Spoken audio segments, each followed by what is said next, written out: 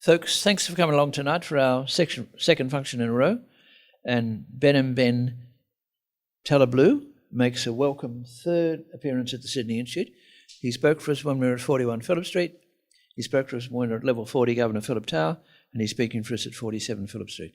So he's well known to our members, but I'll introduce him briefly as the Senior Fellow at the Foundation for the Defence of Democracies in Washington, D.C., and he's an author of Arsenal Assessing the Republic of Iran's Ballistic Missile Potential. Domestic Missile Program. And tonight's topic is the Iran-Israel war comes out of the shadows. Behnam, you're very welcome. Thank you.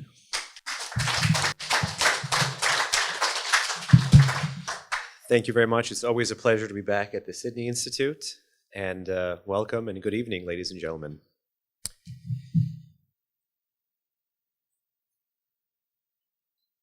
We used to have to import barbed wire. That's a line Iran's supreme leader, and a title meant to be taken rather literally, has said often, has said on video, has said in speeches, and has said from the Friday prayer lectern.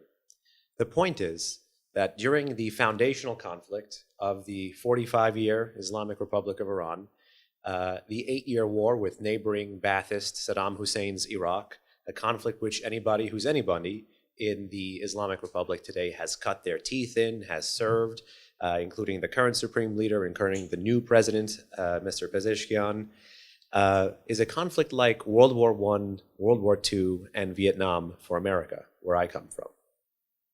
And in that conflict, if they were importing barbed wire, as the current supreme leader alleges, it shows you a bit about the lack of a domestic arms potential. But fast forward in those same speeches by Iran's supreme leader, fast forward in those same videos by Iran's supreme leader, where he's talking about 4+ decades ago having to import barbed wire. And today, for almost a decade and a half now, the US intelligence community assesses that the Islamic Republic of Iran is home to the largest ballistic missile arsenal in the Middle East. What a change. A ballistic missile arsenal which was used historically, overtly, and directly to move that country from the shadow war, from the 45-year proxy war it has prosecuted against Israel and against U.S. forces and against U.S. partners in the region, and on April 13th and April 14th of this year to be fired at the Jewish state. Of the about 300+ projectiles that back in April the Islamic Republic of Iran fired, 100 of them were medium-range ballistic missiles, all of them classified as being able to carry an unconventional payload. Hint, hint, that's a nuclear weapon. Now we're again on the precipice where the Islamic Republic is dangling the threat of again overtly, directly, and militarily using this weapon, ballistic missiles, to adjudicate another element of its conflict with Israel. It's claiming to be seeking bloodlust. That was a word cascading for the first week of August across the Iranian press, particularly the hardline press, as what the regime wanted in response to the killing of Ismail Haniyeh, the Hamas political chief who was guarded by the Islamic Revolutionary Guard Corps in Tehran. Based on New York Times and Axios reports, this individual was killed by a pre-planted bomb, a bomb that was planted about 5.5 weeks before the individual had even arrived. Since October 7th, Haniyeh had twice come to Tehran, once we believe in late October, early November, and once we believe much more recently in the spring of 2024. Either way, it tells you a huge story about how punctured Iran's security state is. But you don't have to take that sense of puncturing from me. You can take it from a former intelligence minister who in 2021 said no official in the Islamic Republic should be sleeping safely at night. He said that in a larger speech talking about alleged Mossad penetration of Iran's security services. This obviously follows a whole history of the Israel-Iran shadow war that includes cyber attacks, kinetic actions like sabotage from drones, as well as a whole host of assassinations, including of military officials and of nuclear scientists on Iranian soil. But despite this history, despite the mismatched balance between Iran and Israel in the conventional space, meaning that Israel, classic army, conventional superiority, the Islamic Republic of Iran, asymmetric superiority, gray zone fighter, In all of those instances that we had seen in the alleged Israel-Iran shadow war in the past 4.5 decades, Tehran did not feel comfortable moving to the overt threshold, at least not that publicly that we saw back in April. Indeed, one of the policies of this regime was strategic patience, to absorb much of this shadow war for fear of trying to respond and save face, but in so doing, lose its head. What has changed right now and what we're living with is the result of two distinct factors, one political and one technical, that is basically allowing the regime to feel comfortable moving from the shadows again and out into the public, making a matter of a potential military response to the killing of Ismail Haniyeh more a matter of when rather than if, and to include how and where as well. If you look at the hardline media, again, in the first week and a half, they are talking about a 360-degree attack vector against the Israelis, potentially trying to have other proxies join in on a fight, potentially from Lebanon in the north, potentially from the Houthis in the south in Yemen, potentially from the Shia militias in Iraq and Syria that are to Israel's east. Since October 7, as many of you know, these have been aerial threats that the Israelis has faced off before. Perhaps not as well coordinated, but this is a threat that the Islamic Republic is dangling. And yet we are now, I think, 21 or 22 days, depending on your time zone, since that killing, yet no overt attack. Why?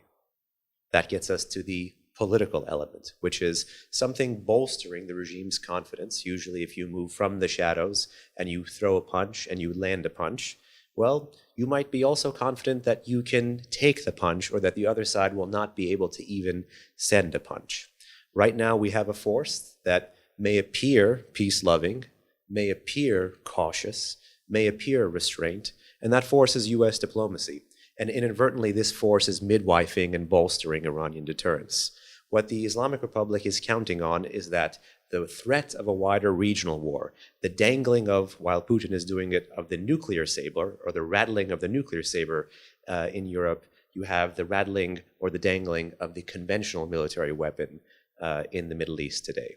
And by dangling that and threatening the use of that, the U.S. is coming into the region as a more responsible and restrained actor.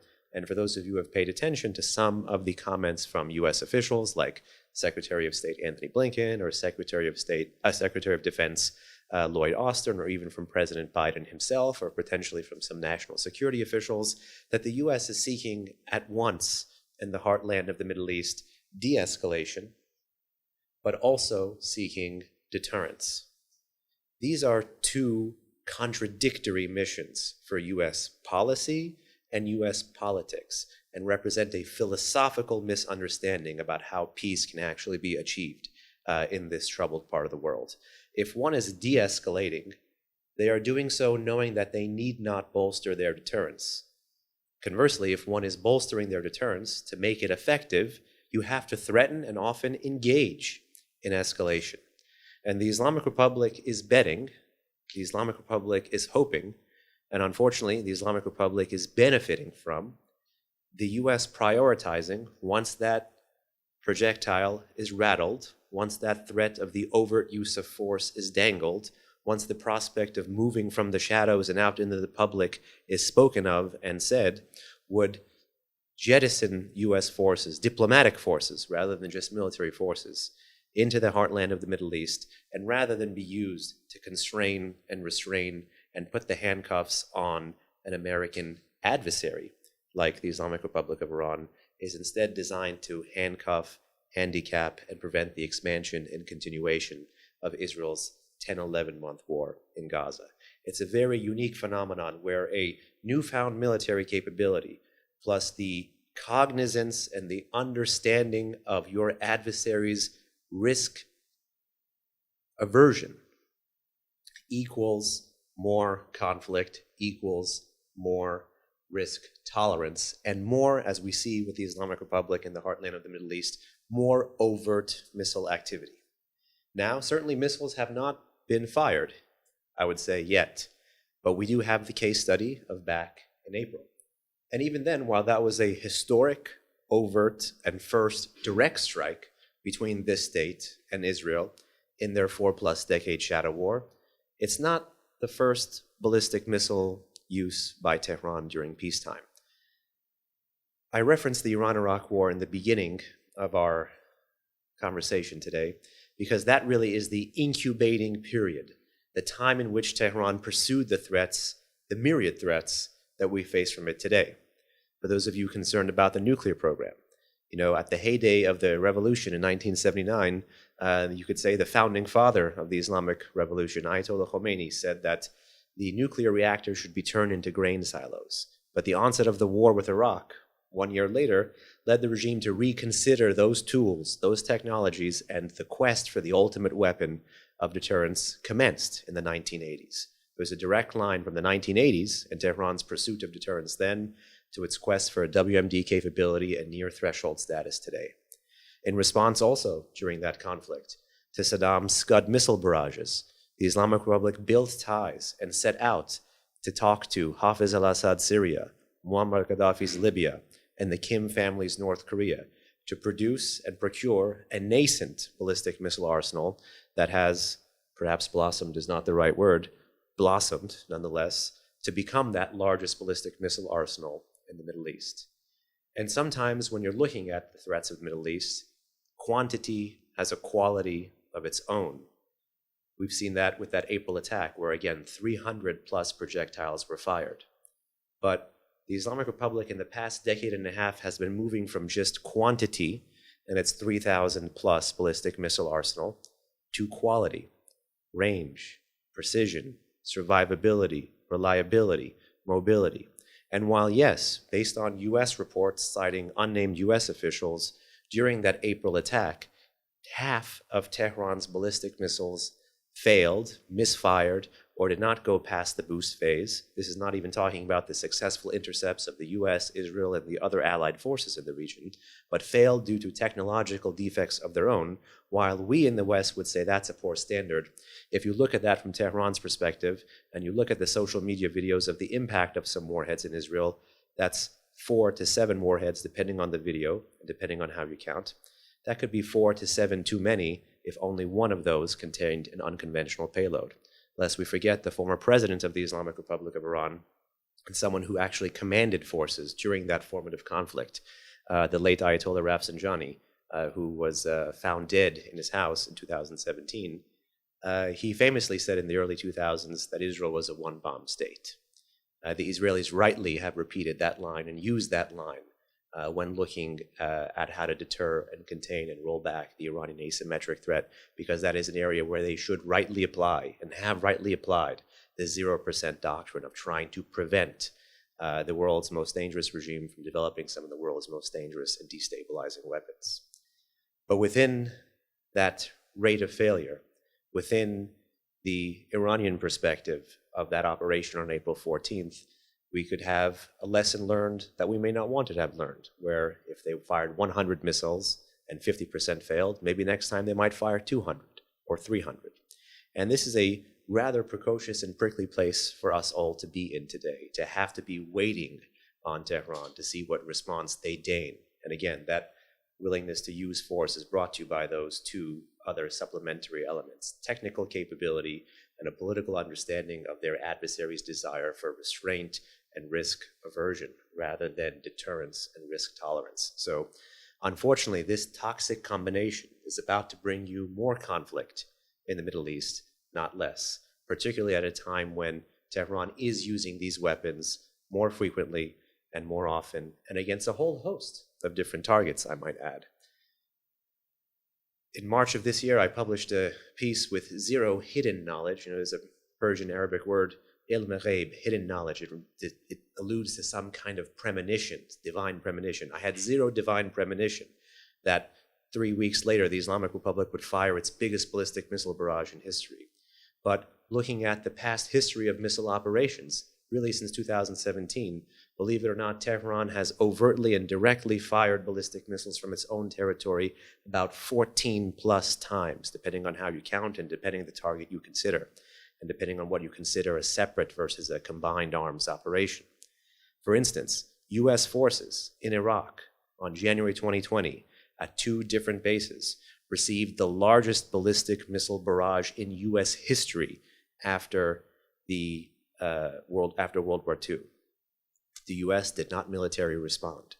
That was in response, obviously, to the killing of Qasem Soleimani, Iran's chief terrorist, by Donald Trump, former U.S. president, back earlier in January 2020.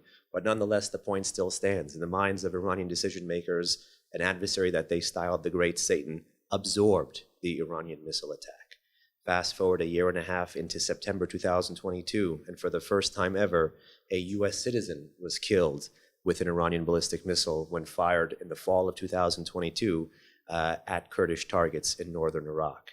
In the first 4 months of 2024, the Islamic Republic used ballistic missiles and fired them at 2 nuclear-armed nations, Pakistan and Israel. And it has, as far as we know now, no nuclear weapons, and it has survived to live to tell the tale. So again, this very toxic combination of an enhanced capability and a understanding of the irresolution of the adversary is leading to a lower threshold for the use of force and bringing a conflict that we've all known now, some call it the shadow war, some call it a proxy war, out of the shadows and into the open. I think it might be appropriate to end there and then begin the conversation. So thank you very much for your time and attention.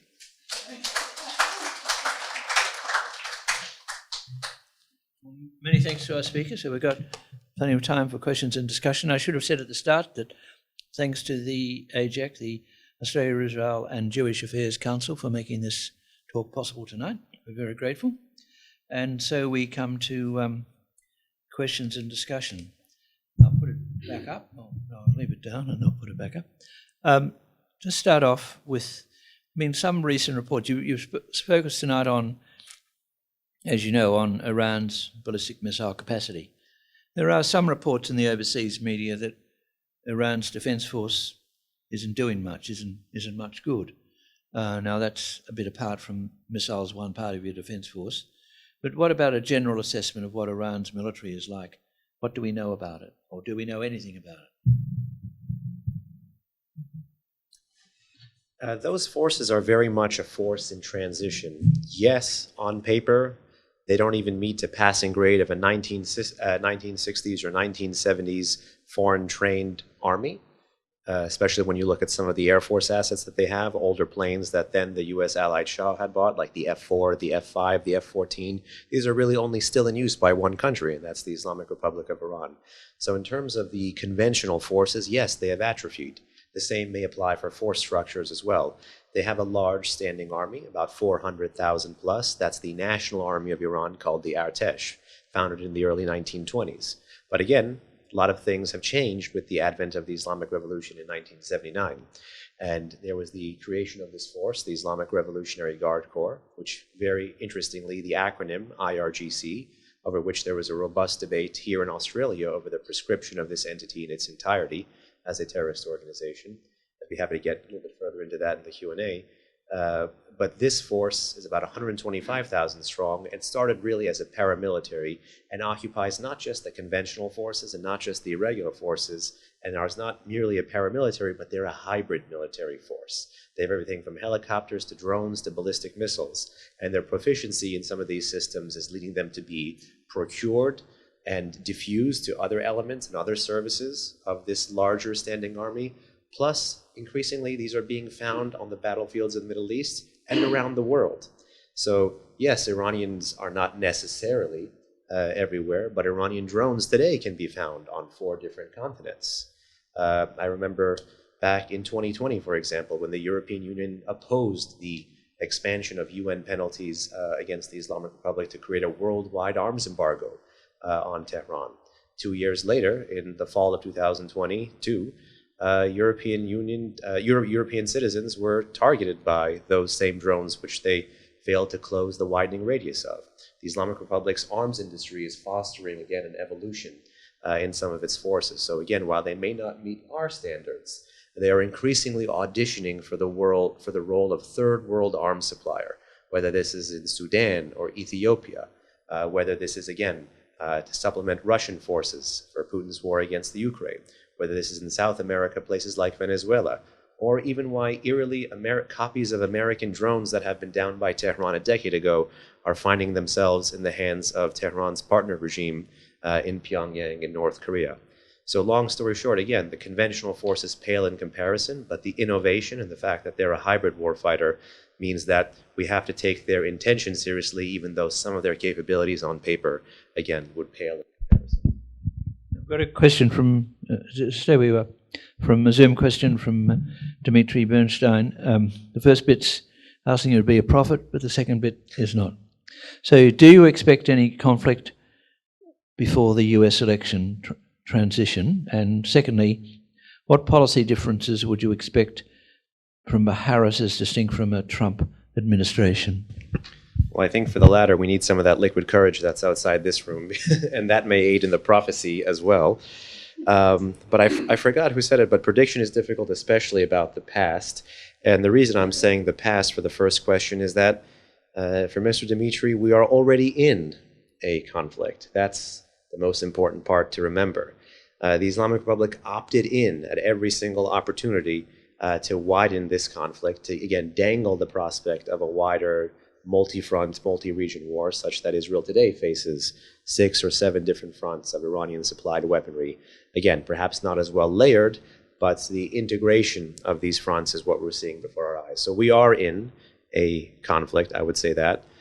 So that checks the first question. And the second question about a potential President Trump or a potential President Harris, listen, I think it's quite clear that a potential President Trump, whatever one's views on U.S. politics, would look to revert to some of the successes that he had in what the administration at the time called the maximum pressure policy, which was largely but not exclusively coercive economic measures, sanctions against the full spectrum of the Iranian government. They got the Iranian economy, and then increasingly ratcheting them up over time to make sure the regime was robbed of the revenues it needs to support its proxies, to support its drone program, to support the expansion of its missile program, you name it.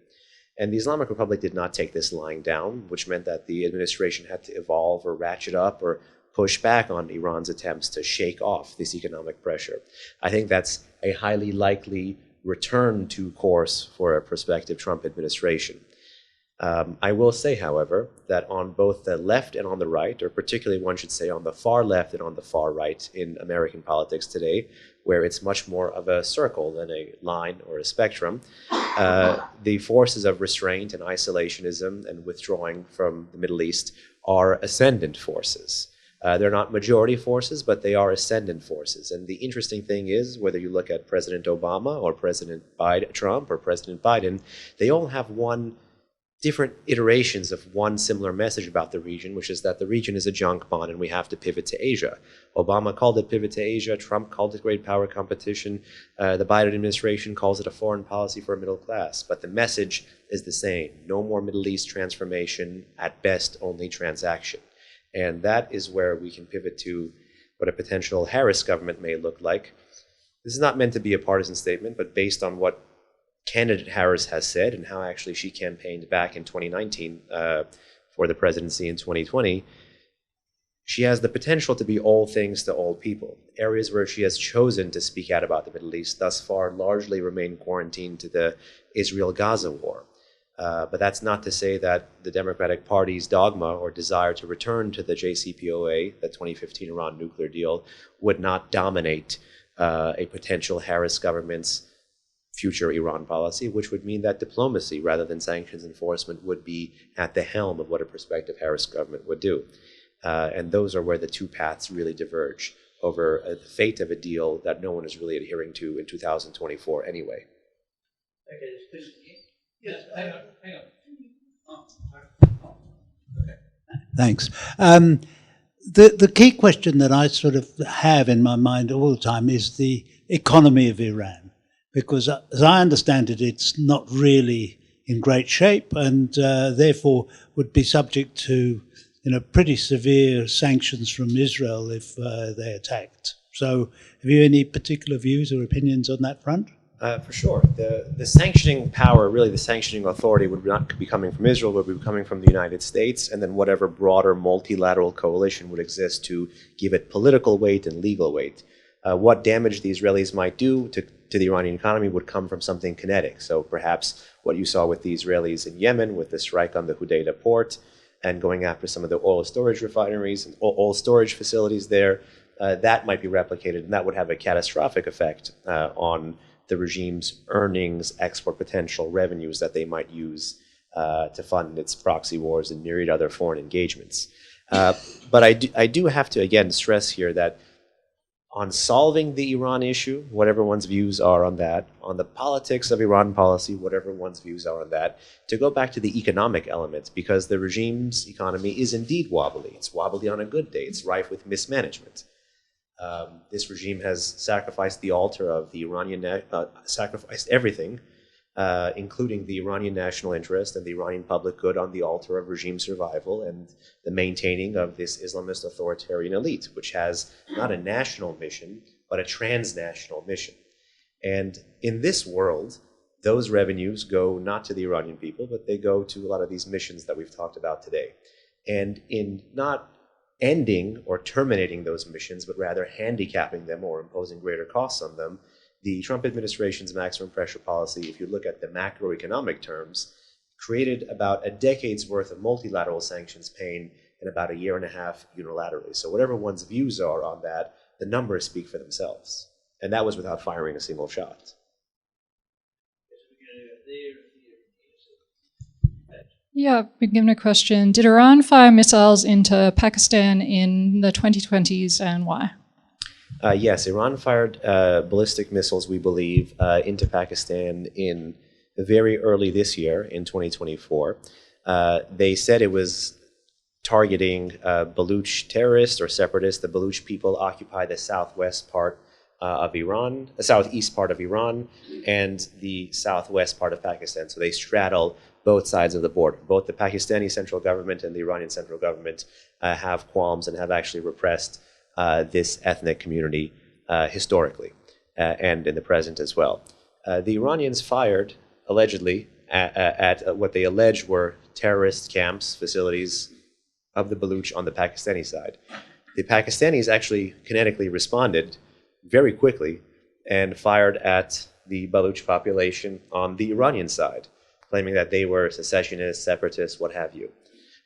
While some would look at this as a case study in deterrence, because the Pakistanis fired the missiles and then quickly, much like the Kennedy-Khrushchev exchange, offered a de-escalation path via political communique, I think the issue is a bit more complex and it may not be the best study of deterrence. And the reason is that which both sides struck, even though it was a fundamental puncturing of sovereignty and a major loss of face for both central authorities, these two countries would not have rushed up the escalation ladder because that which was struck in terms of the balance of interest was comparatively of little value. So the costs of going up the escalation ladder for both central authorities, because the Baluch were struck on both sides of the border, did not warrant it, or they did not believe that the defense of these populations warranted running up the escalation ladder. So that, in my view, played a great role in dampening the conflict as well.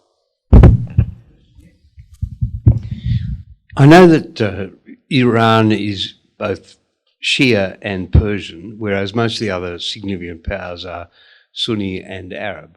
But can you explain why Iran seems, amongst all those powers in North Africa and the Middle East, to have this unique hatred for Israel, which it doesn't even have a disputed border with? And does the Iranian population support the regime's hatred? It's actually an excellent question, one very near and dear to my heart as an Iranian American, but also one that you need not take from me, but you should take from the brave and protesting Iranians who really since 2009, in different iterations of street protests since then, but particularly since 2017, but these slogans go back to 2009, they tell you where they stand, which is not Gaza, not Lebanon, my life only for Iran. It's a rhyming slogan in Persian they've been chanting, Na Ghaze, na Lebanon, janam fadai Iran. So it's a fundamentally nationalist critique of the central government's fundamentally Islamist perspective on things. Again, the difference is the particular for the Iranian population versus the general or universal for the views, values, and interests of the Islamic regime in Tehran. And it is not just a center-periphery thing, it is a population versus regime elites divide, and it's a state versus society divide that continues to bubble up.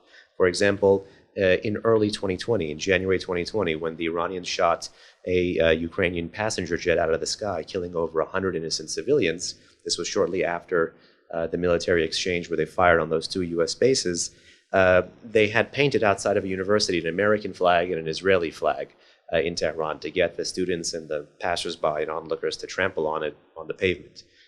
You can, again, find the videos for yourself, but you have vast queues of Iranians going around the border of the flag and hissing and even assaulting those who would transgress and walk upon it. So, the Middle East today is a rather complex place.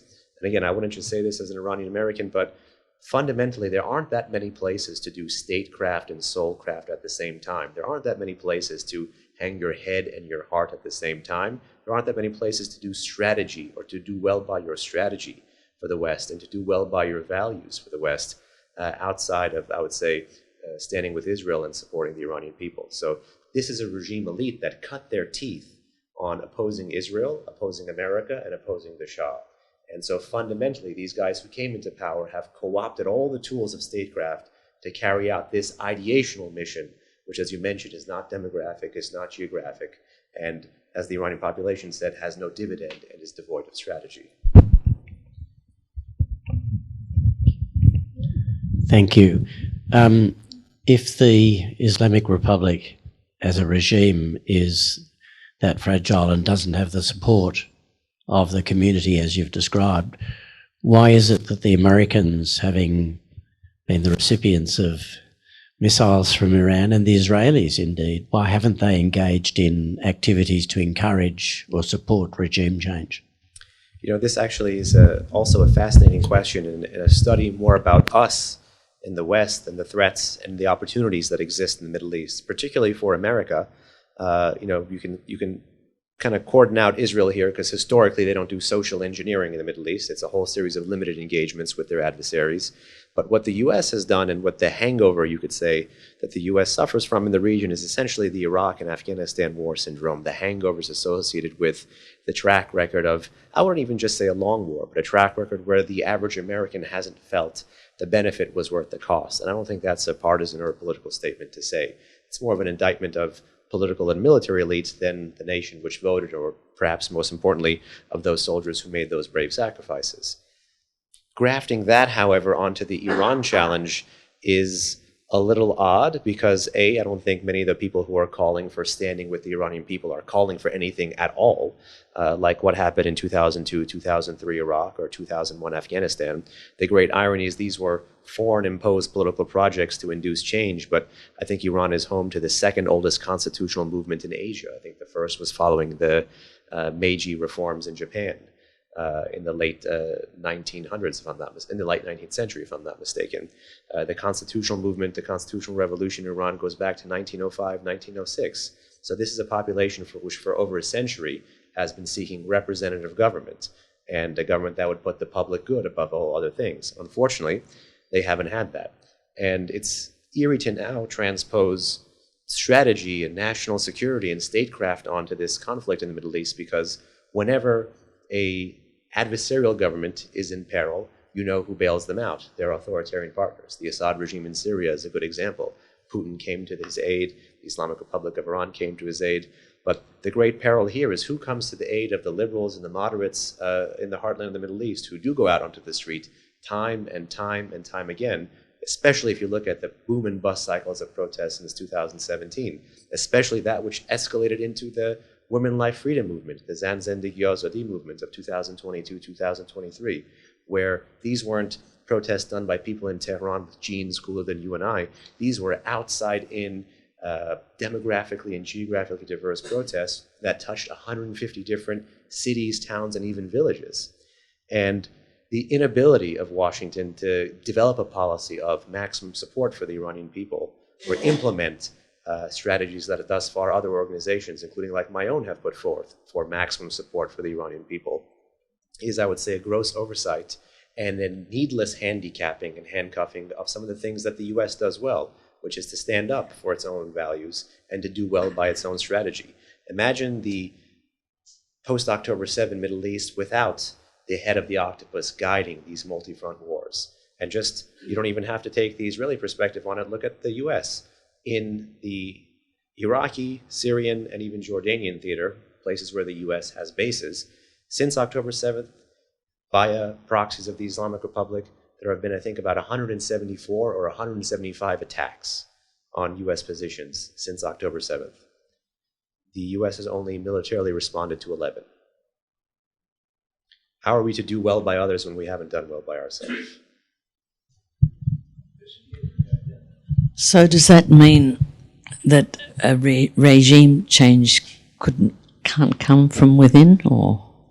I think it is coming from within. I mean, the vast chasm that exists between state and society. I mean, as we know, the 1979 revolution was a popular revolution, but within less than a generation, and as soon as you had that popular revolution, you had popular and street resentment against that revolution. The erosion of women's rights, then the erosion of the social and economic freedoms of that period, and then ultimately a whole cascade of political projects to reform the system. Those failed, and you've had continuous attempts by brave Iranians to try to change the system. The irony is those who are brave in taking bullets on the streets of Tehran and elsewhere are not met with requisite bravery in the halls of power in the West to even use the word regime change. I mean, if one uses the word regime change in the city that I live and work in Washington, D.C., you're castigated as some eerie Iraq War 2.0 warmonger, when in reality, this is a fundamentally different kind of project. So, no, the change is coming from within. I think the more imperative change is for the change to be made from without, to be able to marry the diaspora and the domestic, to be able to marry the foreign and the domestic. And so long as we fail to do that, I think the next generation of the best and brightest will also be gunned down.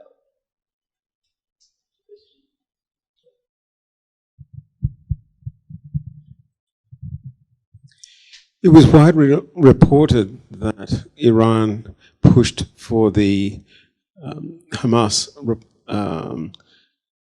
attack to forestall the Saudi-Israel Abraham Accord alliance.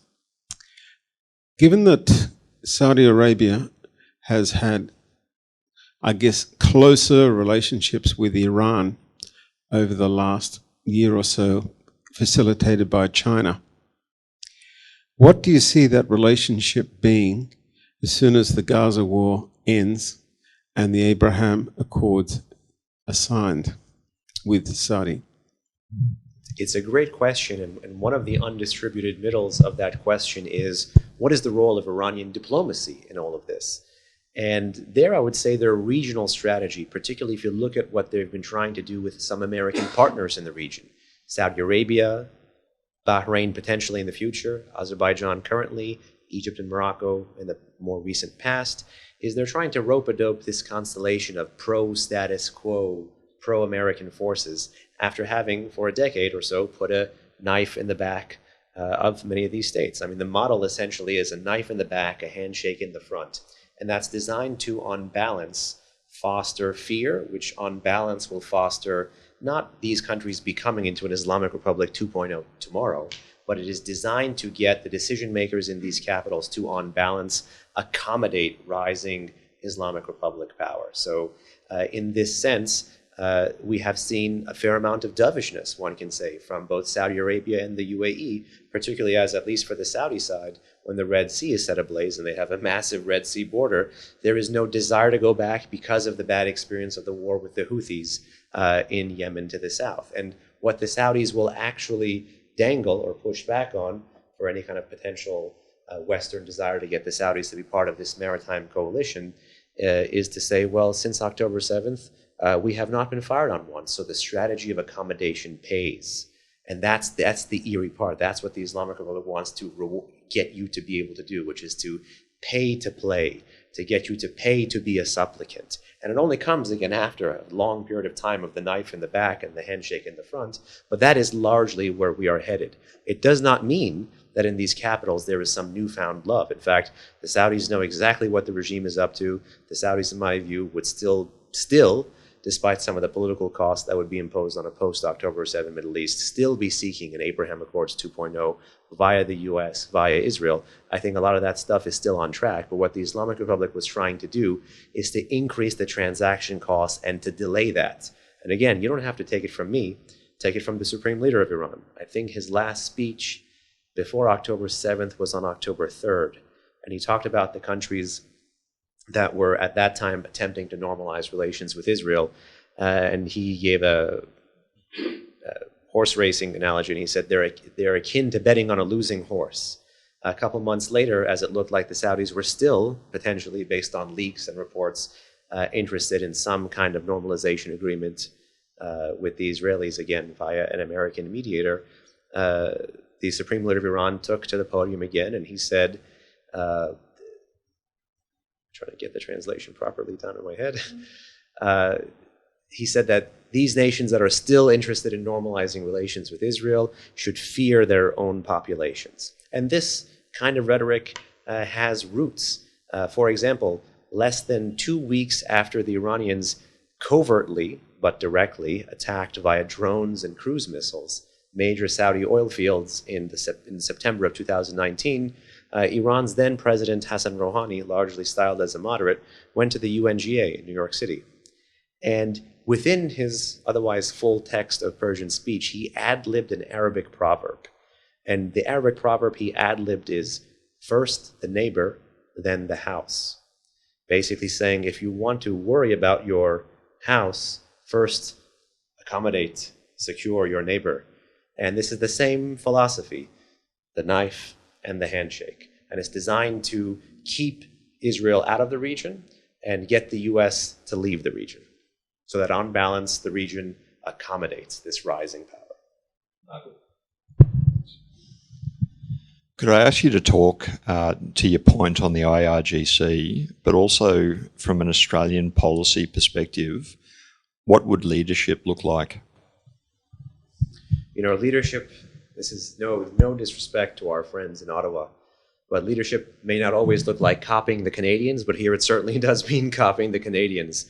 The Canadians, after a rancorous 12-year debate across multiple parties, across different iterations of sessions of parliament, have actually prescribed the Islamic Revolutionary Guard Corps in its entirety as a terrorist organization using their domestic counterterrorism authorities. This is the second country in the entire Five Eyes apparatus, with the US being the first incrementally in 2017 and then more fully in 2019 to prescribe or designate this terrorist group in its entirety as a terrorist group and apply those full range of legal penalties. So leadership means, you know, making sure this Five Eyes alliance, this intelligence sharing alliance, in this decade of the 2020s, and forgive the pun or the jargon, sees 2020 in the 2020s. We cannot be sharing such detailed and robustly layered and classified and compartmentalized intelligence, but not apply them towards the same end, to have different definitions of who is a terrorist versus who is not a terrorist. And this, I don't want to use the word cop-out, but this carve-out that I hear time and again from friendly jurisdictions, and not just in Australia, but across the European Union, what we heard for many years in Canada, God bless them, they did a U-turn, and even in the United Kingdom. And then historically, even in New Zealand, given the smaller protesting population there as well, and given the fact that New Zealand has actually improved its record on human rights sanctions against the Islamic Republic, given this track record that we laid out. So it does mean making a tough call. And the fact that all these jurisdictions are saying, well, we can't go after the element of a sovereign government, ignores the fact that they have in the past. For example, the European Union in 2019 designated 2 subdivisions of Iran's Ministry of Intelligence. That's not even an element of an army, that's the element of an actual ministry after a terrorist plot was foiled. So there is a track record. To every legal problem, there is a legal solution. And this is not just being good on a national security issue far, far away from Australia. In all of these jurisdictions, particularly Commonwealth jurisdictions that have these domestic counterterrorism authorities, this is about securing Australian citizens and securing the safety of Australians and preventing the long arm of the world's foremost state sponsor of terrorism on this soil. This is a tool of domestic law enforcement that can weaponize the law enforcement apparatus to prevent something having to go to and becoming a national security challenge on your own soil.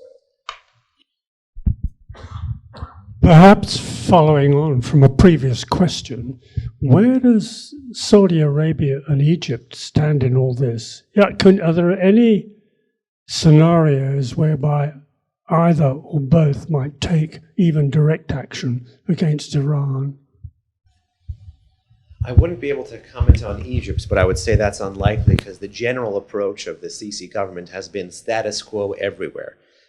In terms of the rehabilitation of the Assad regime before the League of Arab States did it, it seemed to me that the Egyptian position was just lock in everything where it is. You know, the Egyptians had enough to deal with on the domestic front. They were not interested in increasing tensions against any recognized or potentially recognizable government in any jurisdiction. And I think that's largely been the case. We can discuss Egypt, Israel, and Egypt, Hamas at another time, but then that leaves Saudi Arabia.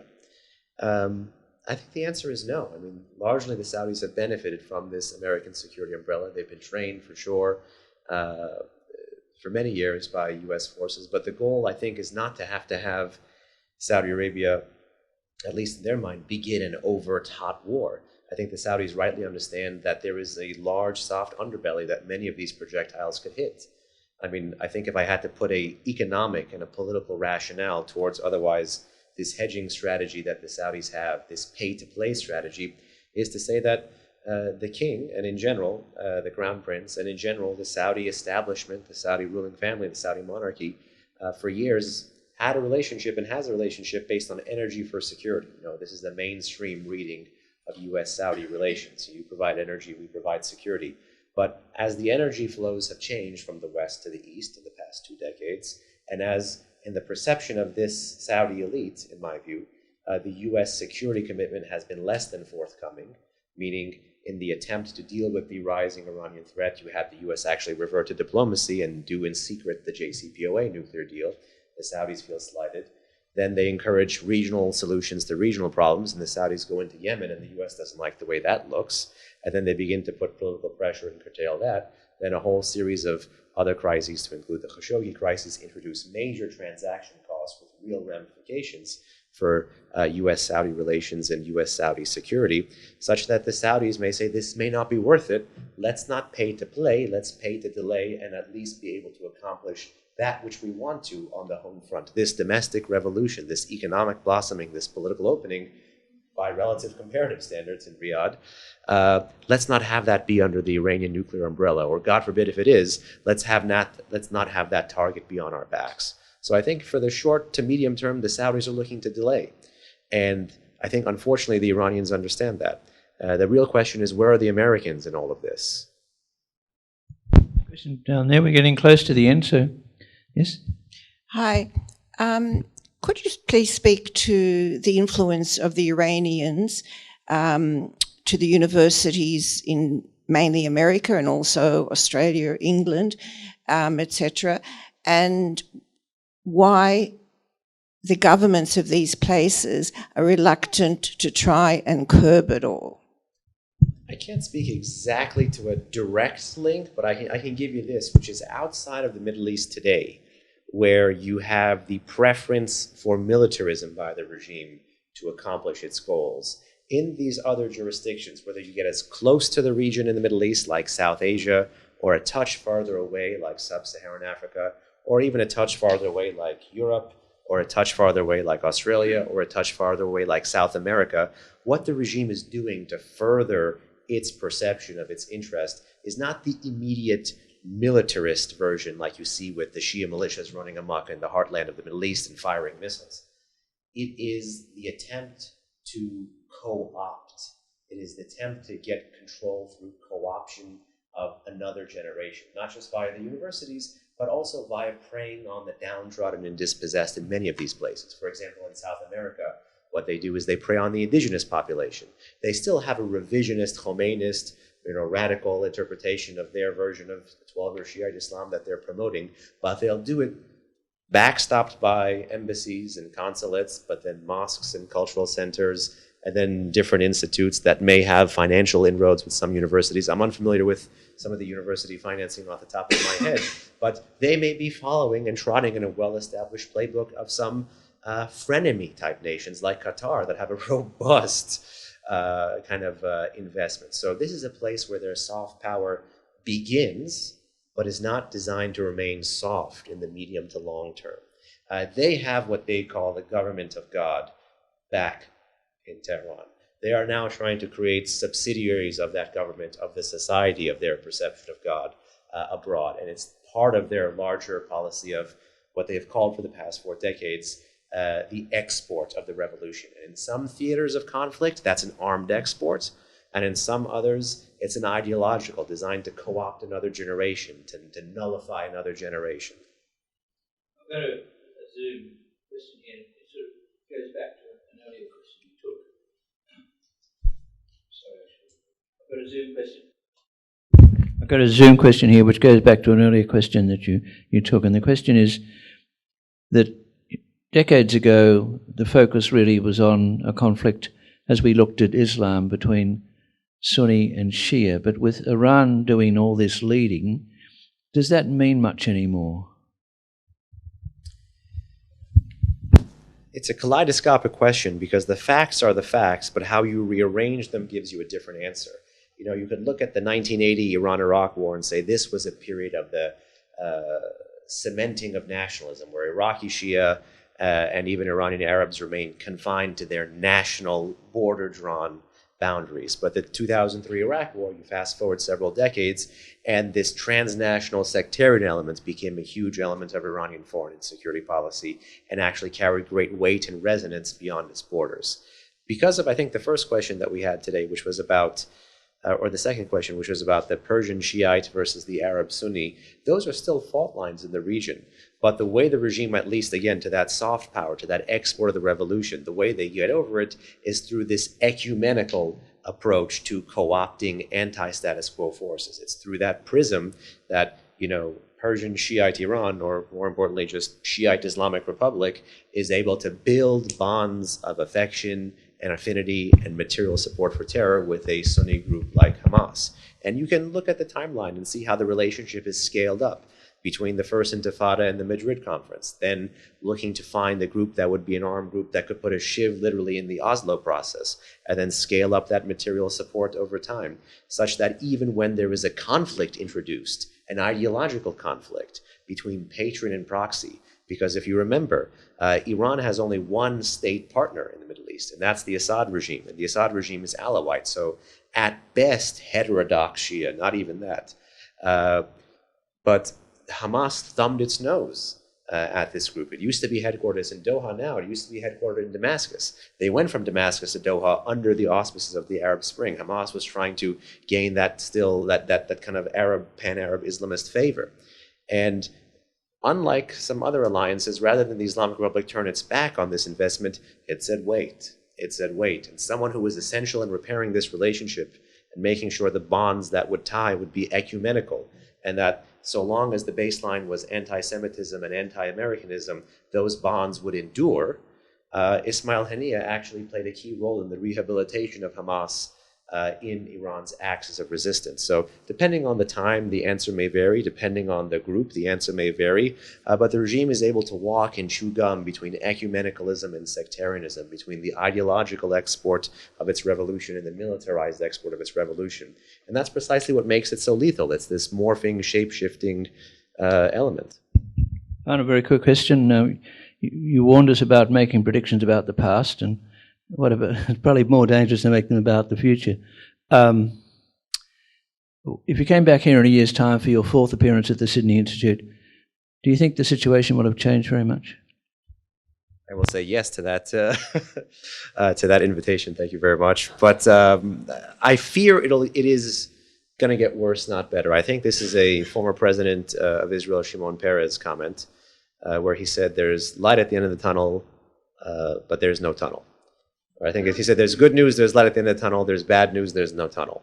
So yeah, the forces that should be ascendant domestically in Iran, the population, that desire, that bravery continues.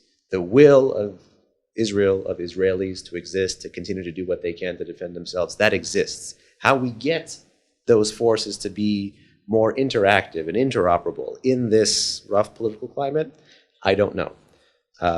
But there's no way out but through. So hopefully we can go through together in a year. Many thanks. Thank you.